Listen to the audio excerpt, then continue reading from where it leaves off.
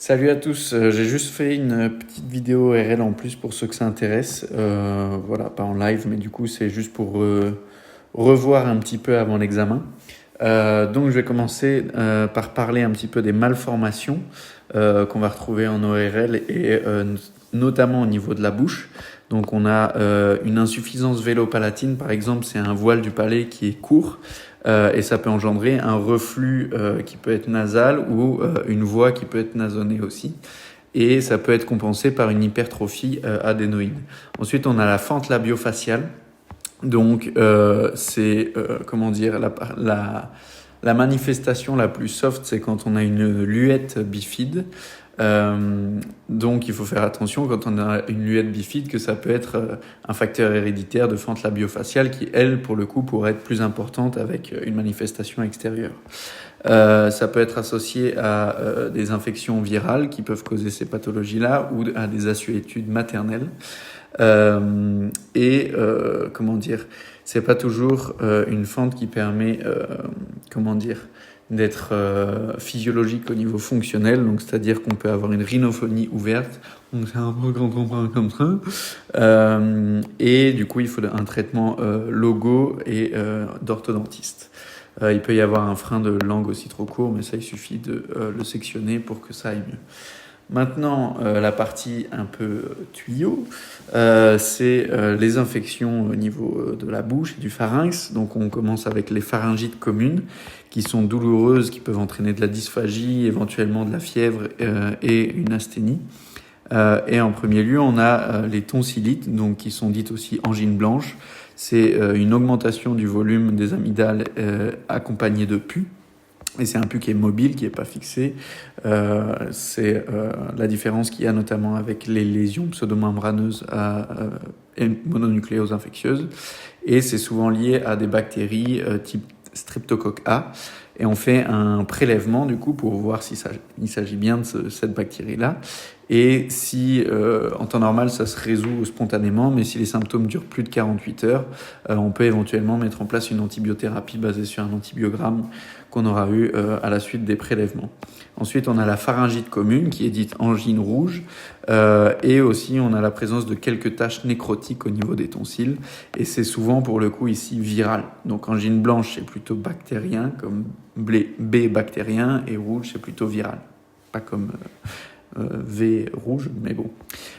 Déjà, les deux B qui s'accordent, c'est déjà bien. Ensuite, les complications principales de la pharyngite commune, c'est les abcès.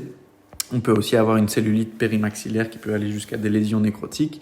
Et les abcès, ils peuvent se localiser au niveau intra-amygdalien, au niveau péri-amygdalien, mais aussi au niveau latéropharyngé et dans deux espaces différents qui sont soit prestiliens et qui vont donner un trismus cliniquement avec une contraction du masséter, soit post-stylien et là ça va donner un torticolis avec une contraction du sternocléidomastoïdien. Ensuite, les complications de ces pharyngites communes, ça peut être une scarlatine, donc c'est une pathologie dysimmunitaire souvent liée au streptocoque bêta-hémolytique du groupe A, une arthrite aiguë, une myocardite qui va se localiser au niveau valvulaire, et on peut faire du coup une tonsillectomie en prévention pour éviter ces complications. Ensuite, on a des lésions pseudomembraneuses, donc comme j'évoquais tantôt, c'est la mononucléose infectieuse qui d'aspect est plus ou moins similaire à une tonsillite, mais cette fois-ci le pus il sera moins mobile, c'est des taches blanches qui vont rester en place et c'est lié à une infection à Epstein-Barr virus, c'est transmis par les bisous et on a aussi la présence d'adénopathie. Le traitement il est symptomatique et ensuite dans les lésions pseudomembraneuses on peut aussi avoir la diphtérie. On a des pseudomembranes au niveau du vestibule et qui peuvent du coup causer des dyspnées. Ensuite, on passe aux lésions vésiculaires, donc ça peut être le cas dans les infections type herpangine. C'est des virus Coxsackie qui sont mis en cause et c'est les mêmes virus aussi qui sont présents dans le syndrome pied-main-bouche. Donc on aura des vésicules au niveau du voile du palais, c'est différent d'une infection herpès virus qui est aussi vésiculaire et là on aura des vésicules par contre de partout dans la bouche. Le traitement il est antidouloureux et antipyrétique également. On a aussi des affections de type zona qui vont donner des vésicules unilatérales dans la bouche et qui correspondent au territoire de la branche numéro 2 du trijumeau. Et ensuite, on peut aussi avoir des aphthoses, et donc il faut faire le diagnostic différentiel entre la maladie de Behçet et une périadénite de Sutton. Et le traitement, c'est des bains de bouche antimycotiques, antidouloureux, antibiotiques et anti-inflammatoires. Donc c'est tout qui sont mélangés dans ces bains de bouche-là. On peut aussi avoir des lésions bulleuses type érythème polymorphe, donc c'est des lésions en cocarde, souvent dans un contexte post-médicamenteux, et des atteintes aussi type pemphigus, donc c'est des lésions dysimmunitaires qu'on a vues en dermato aussi, et le traitement c'est des corticoïdes. Ensuite, avant-dernier type de lésion, c'est des lésions ulcéro-nécrotiques. Donc on va retrouver ici l'angine de Vincent. Donc c'est des cratères qui sont présents au niveau des amygdales. Il faut faire le diagnostic différentiel avec un cancer. Et il peut y avoir des douleurs au niveau pharyngé, donc des dysphagies éventuellement, et des douleurs au niveau des oreilles aussi, des otalgies, qui sont unilatérales. Et on peut aussi avoir une halitose, donc c'est quelqu'un qui pue de la bouche. C'est souvent lié à des présences de bactéries, et le traitement c'est de la pénicilline. Il peut aussi y avoir des hémopathies malignes qui donnent ces lésions ulcéro-nécrotiques. Et enfin, on a des atteintes mycosiques. Donc on a le muguet qui est une candidose buccale. Il n'y a pas d'atteinte inflammatoire, ça peut être focale, auquel cas on traitera avec un antimycotique local.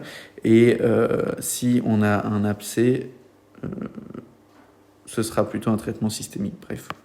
Donc c'est lié à des pathologies immunitaires. Donc souvent on voit ça chez les patients immunodéprimés, les muguets, ou sous corticoïdes, ou qui ont des aérosols comme traitement. Ensuite, dans les affections chroniques, on a des hypertrophies amygdaliennes qui peuvent causer des dysphagies ou un ronflement, auquel cas on prendra en charge le patient avec une tonsillectomie, et on va tamponner les lésions entre guillemets qui vont rester après la tonsillectomie, parce que si on cautérise, il y a un risque de saignement post-opératoire qui peut être important et qui peut compliquer l'opération. Ensuite, on a les tonsillites caséeuses qui sont souvent liées à un bout d'aliment coincé, et que ça va créer une halitose aussi. Et le traitement, c'est pareil, une tonsillectomie. Il faut faire attention, chez l'adulte, les tonsillectomies, c'est quand même très douloureux, plus que chez les enfants.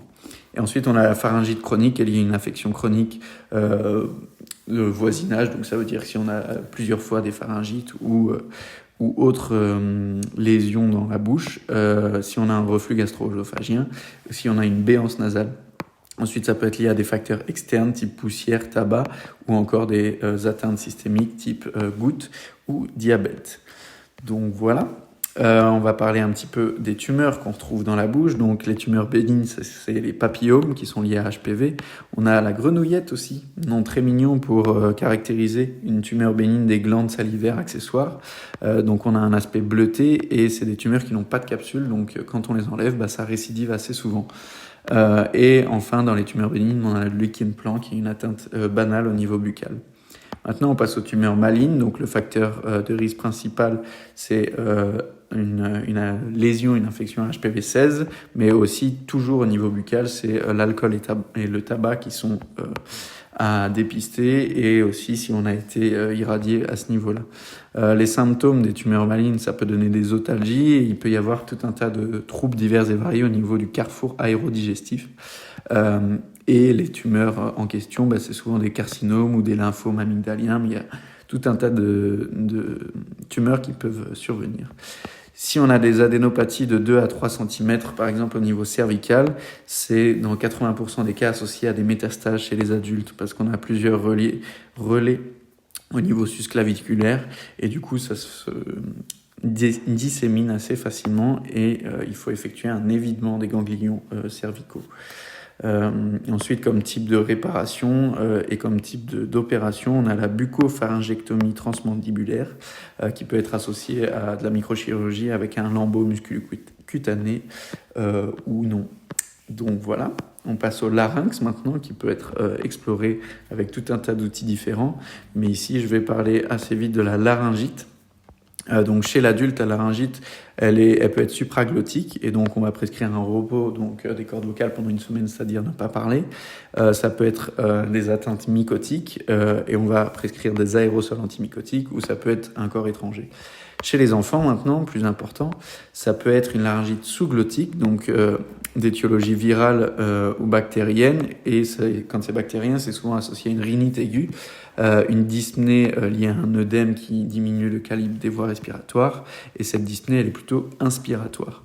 Ensuite on peut avoir une laryngite striduleuse où là c'est lié à un spasme des cordes vocales et la dyspnée elle dure maximum 1 heure, sinon c'est considéré comme une laryngite sous-glottique.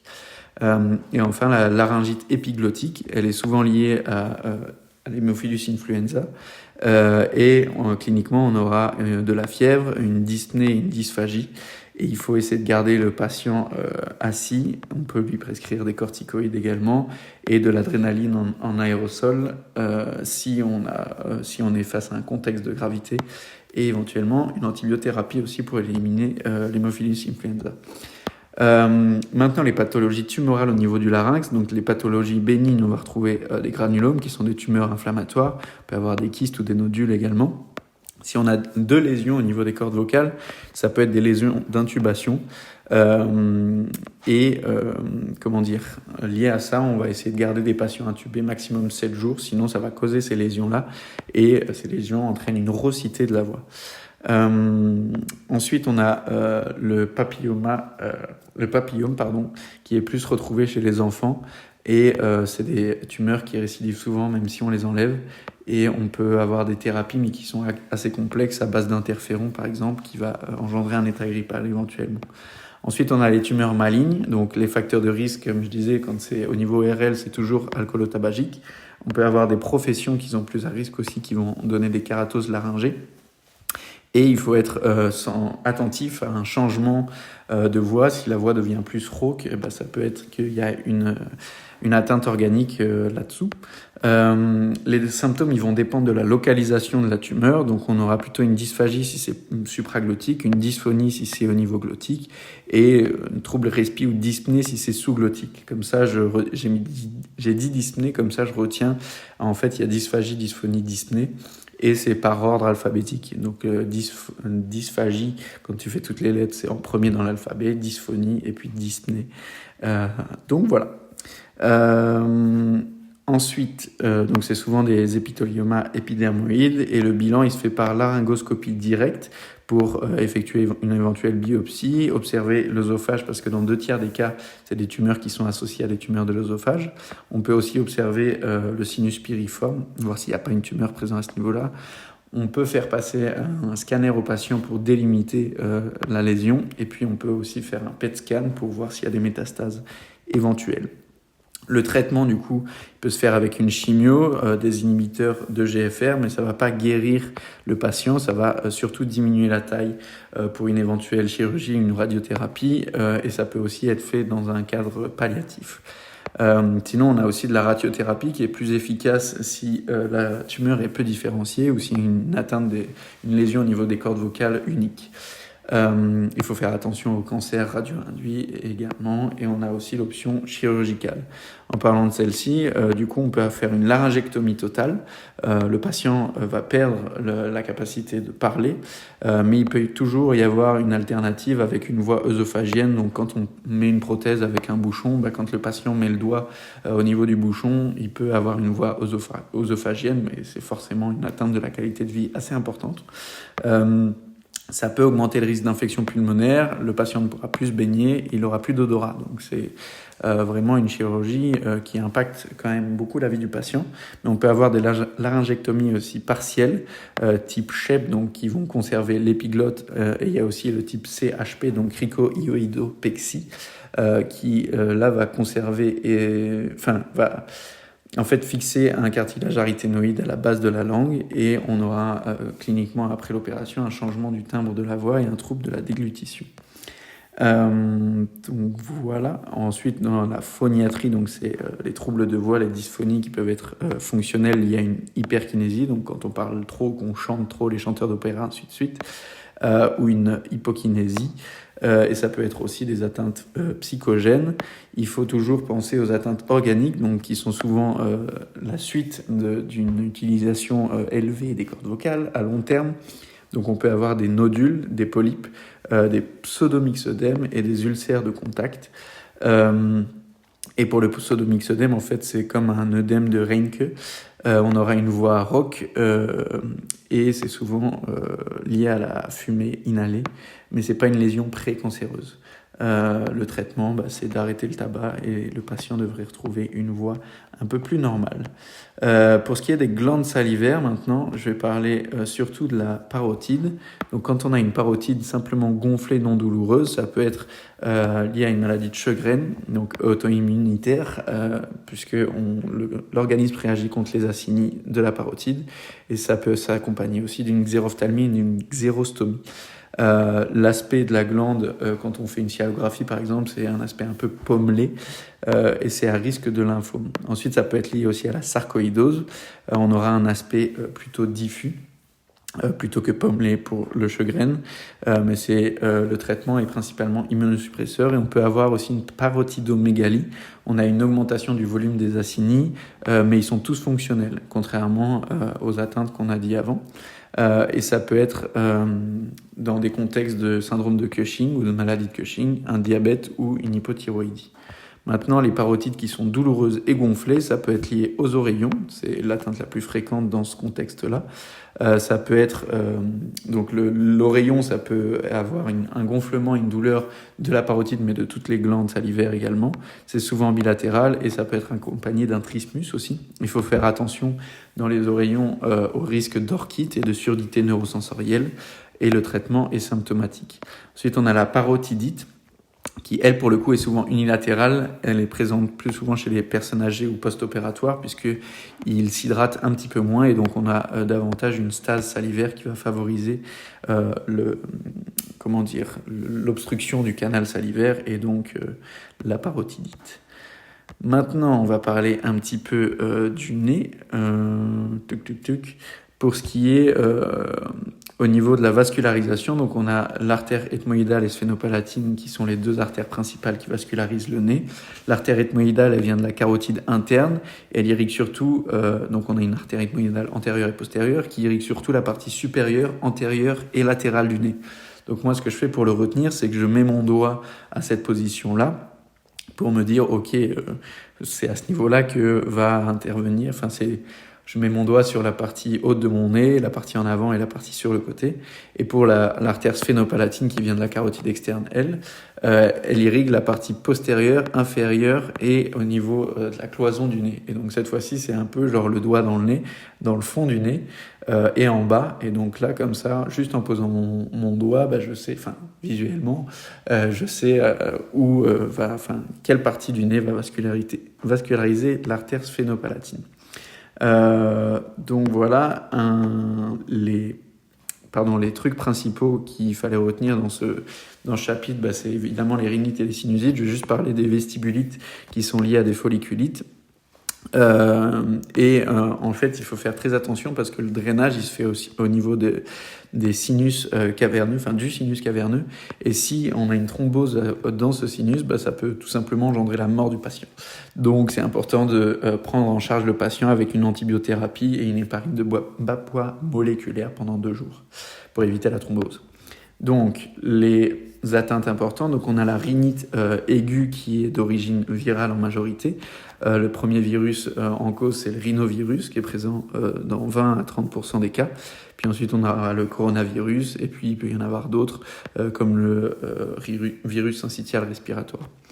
Le virus, quand on l'attrape, entre guillemets, soit on peut l'éternuer, soit il peut entrer dans la muqueuse et notre organisme va le liser, va le détruire et donc ça va engendrer des glaires épaisses qui sont à dissocier d'une surinfection bactérienne. C'est pas parce qu'on a des glaires épaisses que forcément c'est une atteinte bactérienne. Il peut être aussi neutralisé par des IgA et il peut y avoir aussi une augmentation de la production d'interférons qui va aussi pour lutter contre ce virus. Cette production d'interférons, elle est inhibée par la protéine Spike donc dans les coronavirus. Et donc, quand on a une lyse cellulaire, on a un relargage important de charge virale et donc une réponse immunitaire virale. Et c'est ça qui peut causer une atteinte inflammatoire des alvéoles dans le cadre du Covid, par exemple.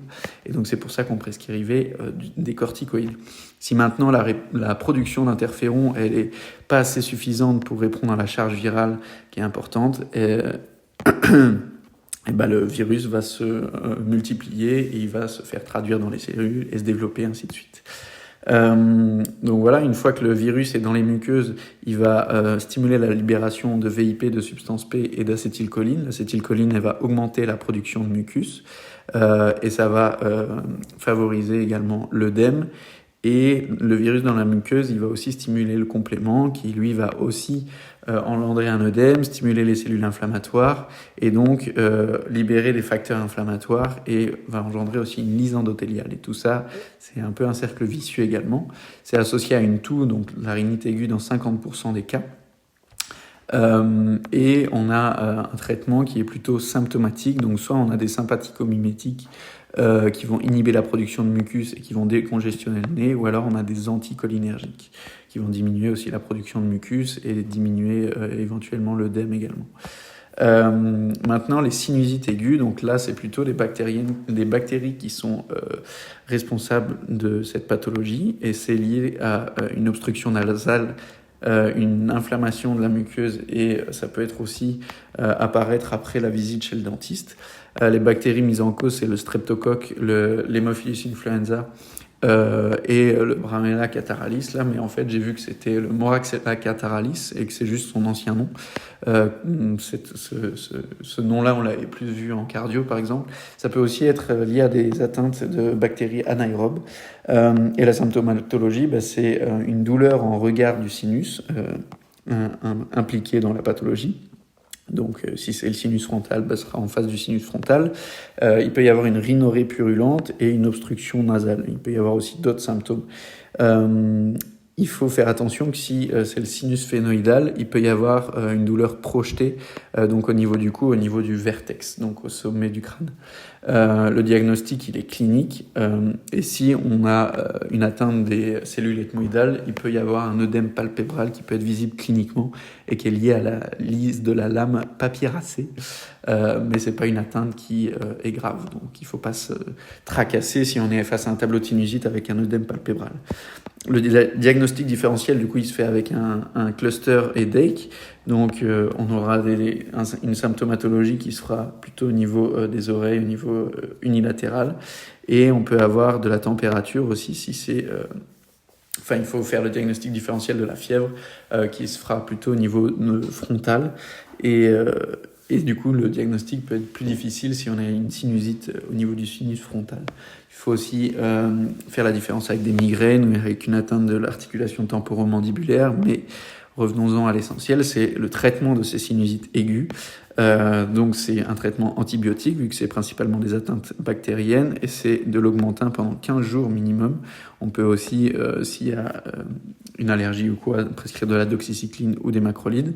On peut aussi donner des vasoconstricteurs nasaux pour diminuer l'œdème et ouvrir les ostiums des sinus pour qu'ils soient de nouveau drainés et aérés.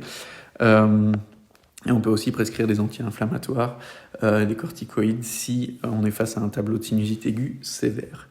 Maintenant, les rhinopathies chroniques, donc elles peuvent être allergiques, donc c'est souvent le cas chez les enfants.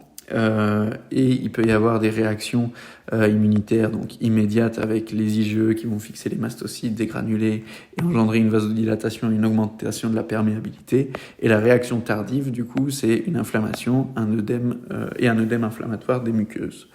La symptomatologie, donc c'est toujours une rhinorrhée, un éternuement, une obstruction nasale et ici plus du prurite, donc c'est plus fréquent dans les affections allergiques. Et on a un test RAST qui sera positif, mais ça ne veut pas dire qu'il y aura forcément des IgE au niveau du nez et les IgE spécifiques ne sont pas proportionnels à l'atteinte de la maladie. Donc ça veut dire que si on a beaucoup d'IgE, c'est pas pour autant que c'est fortement en faveur d'une rhinopathie chronique. Le traitement, c'est une éviction des allergènes. Par exemple, pour les acariens, ils n'aiment pas le froid, donc on va diminuer la température de la chambre. Ou alors on va étendre les draps dehors pendant l'hiver. On peut aussi faire un traitement hyposensibilisant. Donc ça va augmenter, on va mettre de l'allergène mais en toute petite quantité qui ne va pas déclencher de réaction importante. Et ça va augmenter la production d'IgG. Et ces IgG vont pouvoir fixer les IgE et créer des complexes humains et diminuer la réaction allergique. On peut aussi donner des antihistaminiques, des corticoïdes, des sympathicomimétiques, mais pas plus de 10 jours. Et pour ce qui est maintenant des atteintes non allergiques, donc on en a 5 différentes que moi j'ai mis en mode VIPAM, j'ai pas trouvé d'acronyme très parlant, mais du coup ça peut être lié à des anomalies anatomiques, donc une déviation de la cloison par exemple, une atrésie coanale. Ça peut être secondaire à des médicaments. Donc les médicaments c'est 2A, 2B, 2C. Enfin ABC et les deux premiers, il y en a deux. Donc c'est anticholinergique, antihypertenseur. Et pour les 2B c'est benzodiazépine et bêta-bloquant. Et pour le C en fait c'est vasoconstricteur au long cours. Ensuite, ça peut être lié à la présence de polypes nasaux. Donc une polypose nasale qui peut être liée à une hyperéosinophilie. Et ça peut aussi être associé à une intolérance à l'aspirine ou aux AINS. Et donc la prescription, ce sera des corticoïdes et éventuellement une chirurgie. Ce n'est pas une lésion précancéreuse. Ensuite, ça peut être des causes irritatives, donc dans les professions avec du bois par exemple, des polluants ou du tabac. Et ça peut être aussi des causes vasomotrices, mais ça c'est un diagnostic d'exclusion et ça correspond à une dysautonomie et c'est davantage présent au changement de température. Donc voilà. Et on va parler des tumeurs maintenant au niveau nasal. Donc on retrouve le papillome aussi. Dans un cas sur 10, il devient malin, donc c'est une lésion précancéreuse. Ça peut être un papillome inversé si l'épithélium respiratoire il rentre dans le stroma sous-jacent. Ça a un aspect framboisé et ça nécessite du coup une exérèse vu que ça peut se transformer en tumeur maligne. On peut aussi avoir un polype solitaire de Killian qui se présente au niveau des sinus maxillaires qui peut aller jusqu'à la cavité nasale.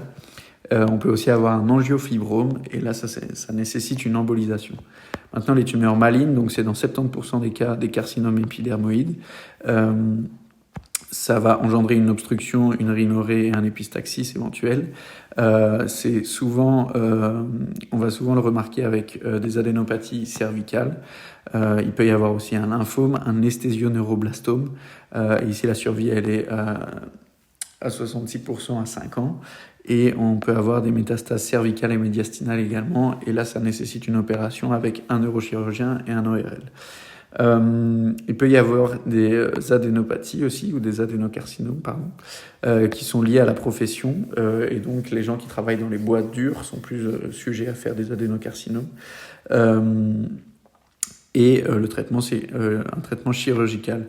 Les mélanomes aussi peuvent être présents au niveau du nez et ils auront assez peu de manifestations cliniques. Ça peut être juste une gêne et ça peut être aussi des lésions non pigmentées. Les types de chirurgie, donc on a la chirurgie de Caldwell-Luc. Ça consiste à faire un volet maxillaire en fait avant d'entrer au niveau nasal ou sinusal. On peut le faire par endoscopie, par mentotomie inférieure ou moyenne. Et il faut faire attention lors de la chirurgie aux brèches. Donc c'est quand il y a une fuite de LCR. Et pour ce qui est artériel, il faut faire attention à l'artère ethmoïdale antérieure et postérieure, et surtout la postérieure, parce que ça peut causer une hémorragie rétro-orbitaire et du coup comprimer et léser le nerf optique. Il faut faire aussi attention au muscle droit inférieur. Donc voilà, on va parler un petit peu des otites, des oreilles. Ici, j'ai refait un schéma de ce qu'on voit un peu à l'auscultation, à l'autoscopie. Mais ensuite, on va parler du coup au niveau de l'oreille externe. Il peut y avoir des pathologies malformatives, il peut y avoir des bouchons de cérumen qu'on va traiter avec une grosse seringue parce que le fait d'avoir un gros embout, ça va faire que quand le bouchon va se barrer, on va pas détruire le tympan avec un petit jet d'eau très pressurisé. Et il peut aussi y avoir des otites externes qui sont souvent bactériennes et plus souvent rencontrées en été. Et le germe fréquemment rencontré, c'est le Pseudomonas.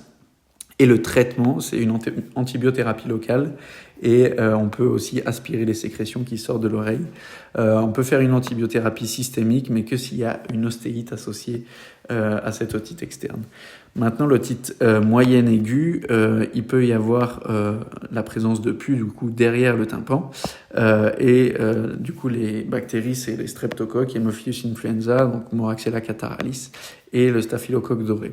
Le traitement, c'est antidouleur, antipyrétique, antibiotique de type augmentin et on peut l'adapter en fonction de l'antibiogramme si on a un prélèvement. On peut faire une parasynthèse éventuellement, donc ça veut dire drainer l'oreille moyenne et il faut faire très attention à la mastoïdite qui est une atteinte assez grave et il faut pas mettre d'antibiotiques dans ce cas-là et surtout faire un curetage osseux. On peut aussi avoir une otite séromuqueuse qui est plus insidieuse et fréquemment rencontrée chez les enfants. Et là, ça nécessite un drainage transtympanique. On peut aussi avoir une otite séquelaire et là, le traitement, c'est une tympanoplastie. Le cholestéatome maintenant. Ça correspond à une large perforation de l'oreille moyenne avec un épithélium kératinisant puisqu'il va y avoir la présence de beaucoup de squames. Et c'est souvent une complication d'une otite chronique parce qu'il y aura une destruction de la cochlée et des canaux semi-circulaires. On peut faire un traitement avec une prothèse des osselets, donc ça s'appelle une ossiculoplastie. Et donc ça va se faire entre le manche du marteau et la platine de l'étrier. Ensuite, l'autospongiose, donc là c'est une maladie, comme j'avais évoqué sur Image et Santé, le professeur Lefebvre a fait une vidéo, une intervention là-dessus. On le voit du coup faire une stapédotomie avec un piston. Donc en fait cette pathologie-là, c'est une pathologie génétique et qui va se manifester entre 20 et 40 ans.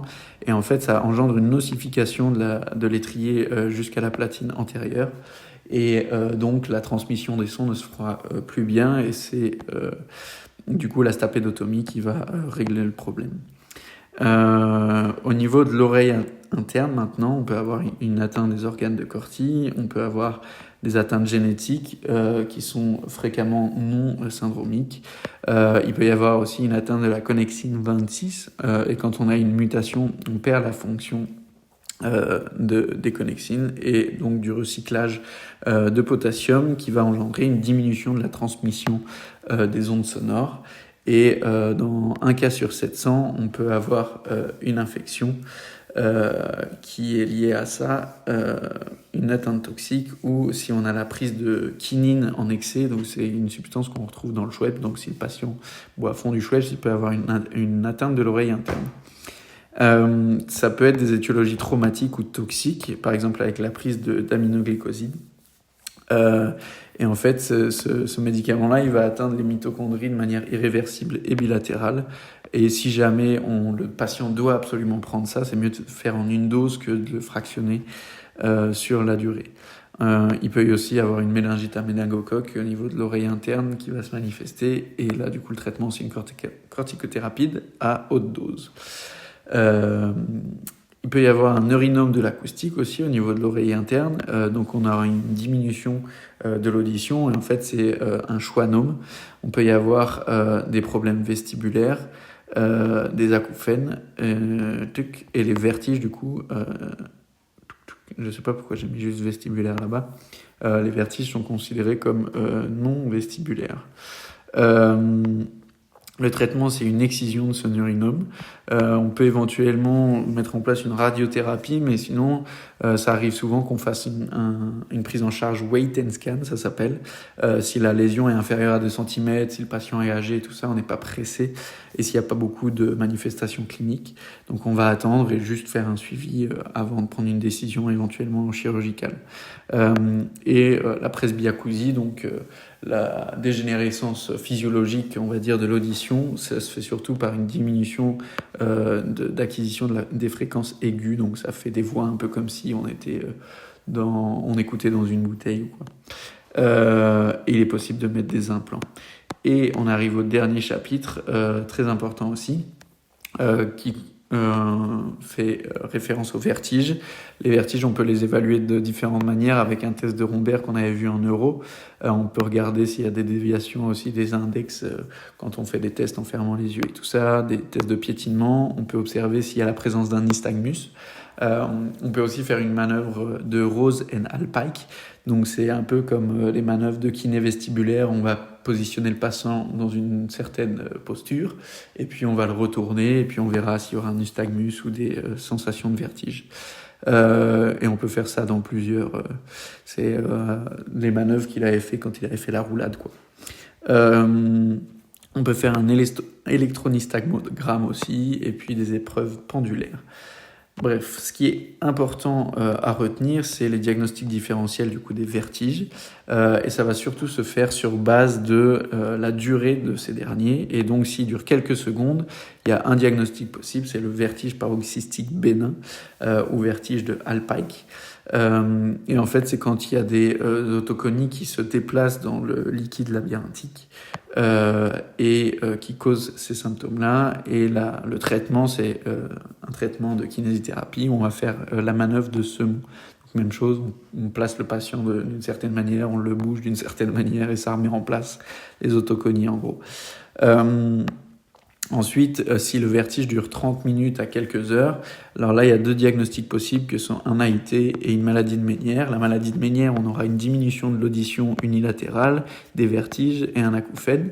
Et il y a plusieurs stades et donc plusieurs traitements associés à ça. Si on est face à un stade 1, on peut préconiser un régime pauvre en sel et un traitement antivertigineux, je sais pas si ça se dit.